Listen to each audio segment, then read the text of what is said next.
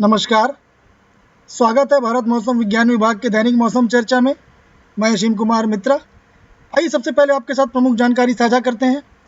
न्यूनतम तापमान वाले अगर आप जीआईएस मैप को अगर आज का देखें, आज न्यूनतम तापमान में अगर आप देखें, जैसा कि हमने सटीक पूर्वानुमान किया था, उत्तर पश्चिम भारत और इन जगहों पर हल्के नीले रंगों से दिखाया गया है, जैसा कि न्यूनतम तापमान में कुछ कमी दर्ज की गई है।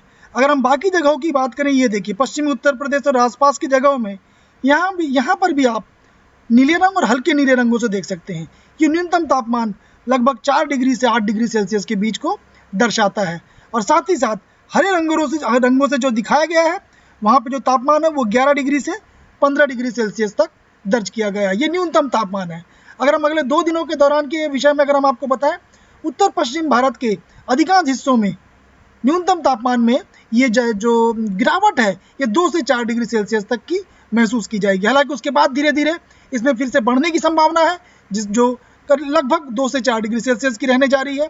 अगले 3 दिनों के दौरान की अगर हम मध्य भारत की बात करें, मध्य और पूर्वी भारत के अधिकांश हिस्सों में जो तापमान है, न्यूनतम तापमान है, इसमें भी गिरावट देखने को मिल सकती है, जो लगभग 3 से 5 डिग्री सेल्सियस की होगी। हालांकि उसके बाद कोई महत्वपूर्ण बदलाव नहीं होगा।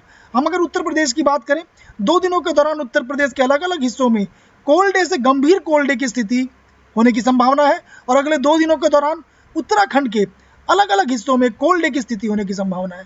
तो मुख्य रूप से उत्तराखंड और उत्तर प्रदेश में कोल्ड डे की स्थिति देखने को अब आपको मिल सकता है। अगर हम अगले 5 दिनों के दौरान की अगर हम बात करें, मुख्य रूप से उत्तर प्रदेश के इलाके और एक तरह से ये वाली जगह जो हम दिखा रहे हैं, अगले 5 दिनों के दौरान सुबह के वक्त और रात के वक्त घने से बहुत घने कोहरे होने की संभावना है। मतलब डेंस से वेरी डेंस फॉग आपको देखने को मिल सकता है। अगले 24 घंटों के दौरान की अगर हम बात करें, हिमाचल प्रदेश, उत्तराखंड, पूर्वोत्तर राजस्थान में और पंजाब, हरियाणा, चंडीगढ़, दिल्ली में घने कोहरे होने की संभावना अगले 24 घंटे तक देखने को मिल सकती है। 13 से 15 फरवरी के दौरान रात के और सुबह के वक्त घने कोहरे की होने की संभावना भी देखी जा रही है।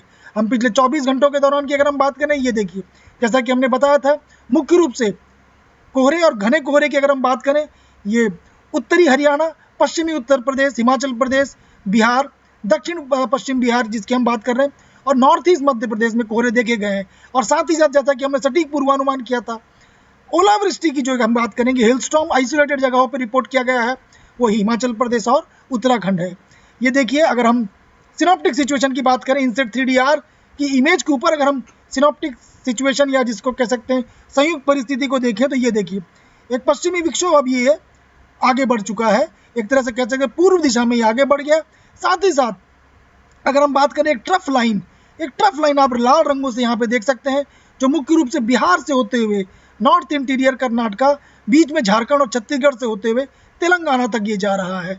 अब साइक्लोनिक सर्कुलेशन की बात करें, एक साइक्लोनिक सर्कुलेशन देखिए, बादलों का जमावड़ा दक्षिण प्रायद्वीप के इन राज्यों के पास, मुख्य रूप से तमिलनाडु के पास आप देख सकते हैं, जो एक तरह से दक्षिण पश्चिम बंगाल की खाड़ी, श्रीलंका के ऑफ कोस्ट में और ये कोमोरिन एरिया में, जो मुख्य रूप से कोमोरिन एरिया में देखने को मिल रहे हैं। सो ये 3 मुख्य जो सिनॉप्टिक सिचुएशन जो अभी देखी गई है। आइए पूर्वानुमान और चेतावनी की अगर हम बात करें, जैसा कि हमने बताया, पश्चिमी विक्षोभ एक मुख्य रूप से पूर्व दिशा की ओर आगे बढ़ गया, जो बेसिकली अगर हम मुख्य रूप से अगर हम बताएं, साथ ही साथ एक ट्रफ लाइन बिहार से तेलंगाना तक जा रहा है। अब इसके जो क्या परिणाम हो सकते हैं अगर हम बताएं, लाइटनिंग और एक तरह से थंडरस्टॉर्म एक्टिविटी अब देखने को मिल सकती है सब हिमालयन वेस्ट बंगाल, और साथ ही साथ हल्की सी मध्यम वर्षा के साथ आने वाले 2 दिनों तक देखने को मिल सकता है इन जगहों पे। तो मुख्य रूप से सब हिमालयन वेस्ट बंगाल होंगे, और झारखंड, बिहार, गैंगेटिक वेस्ट बंगाल, उड़ीसा में आज ये चीज़ जो मुख्य रूप से थंडरस्टॉर्म और लाइटनिंग देखने को मिल सकती है। अगर हम वाइड स्प्रेड वर्षा की और थंडरस्टॉर्म लाइटनिंग की बात करें, वो मुख्य रूप से अगर हम बात करेंगे पूर्वोत्तर राज्य अरुणाचल प्रदेश, असम, मेघालय में आने वाले 2 दिनों तक देखने को मिल सकते हैं। और अगर हम ओलावृष्टि की बात करें, ये मुख्य रूप से असम, मेघालय में कल 11 फरवरी को देखने को मिल सकते हैं। अब जैसे हम बात करेंगे जो सतही हवाएं हैं, जो विंड्स हैं, वो उसकी तीव्रता एक तरह से हम कह सकते हैं हवाओं की तीव्रता में वृद्धि है 25 से 35 किलोमीटर प्रति घंटे की रफ्तार से देखने को मिल सकते हैं। मैदानी इलाके मुख्य रूप से पश्चिम उत्तर राज्य के पंजाब, हरियाणा और पश्चिम उत्तर प्रदेश में आने वाले 2 दिनों तक देखने को मिल सकते हैं। और अगर साथ ही साथ अगर हम बात करें, जैसा कि एक ट्रफ लाइन दक्षिण प्रायद्वीप के तेलंगाना तक जा रहा है, और साथ ही साथ अगर वर्षा की बात करें दक्षिण प्रायद्वीप की, तो तमिलनाडु, पुडुचेरी, कराईकाल, केरला, माहे, लक्षद्वीप में आने वाले 5 दिनों तक एक तरह से स्कैटर्ड रेनफॉल देखी जा सकती है। और साथ ही यह थंडरस्टॉर्म लाइटनिंग आपके तमिलनाडु, पुडुचेरी, कराईकाल, केरला और माहे में आने वाले 3 दिनों तक देखने को मिल सकते हैं। जैसा कि हमने बताया था, एक फ्रेश एक तरह से कमजोर एक तरह से पश्चिमी विक्षोभ, जिसको हम फीबल वेस्टर्न डिस्टर्बेंस कह रहे हैं, ये मुख्य रूप से प्रभावी रहेंगे जम्मू कश्मीर, लद्दाख, गिलगित बाल्टिस्तान, मुजफ्फराबाद, हिमाचल प्रदेश, उत्तराखंड में 13 तारीख को और 14 फरवरी को।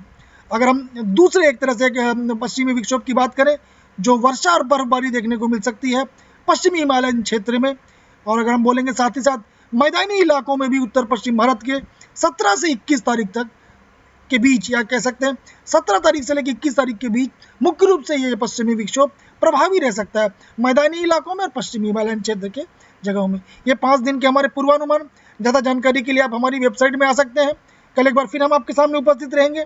तब तक के लिए धन्यवाद।